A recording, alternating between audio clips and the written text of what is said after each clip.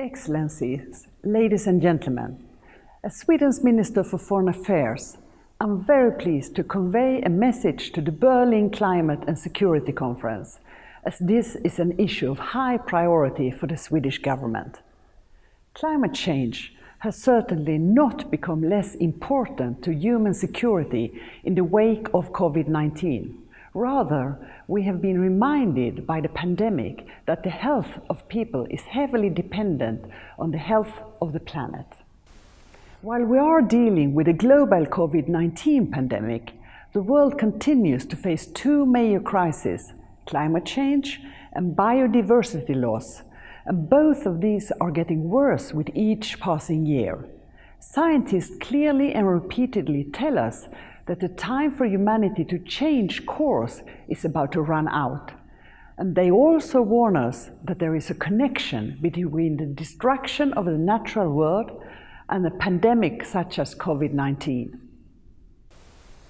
They point to a spillover effect of diseases when more and more people are brought into contact and conflict with wild animals.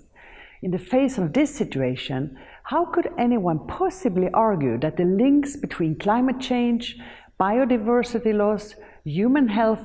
and human security are not a suitable topic for the United Nations Security Council, an institution that is supposed to deal with the world's most important security matters?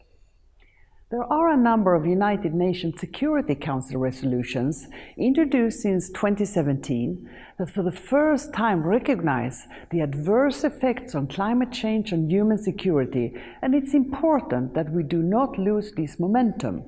This topic must remain on the Security Council agenda, as the impact of climate change and biodiversity loss will not disappear and indeed is likely to intensify.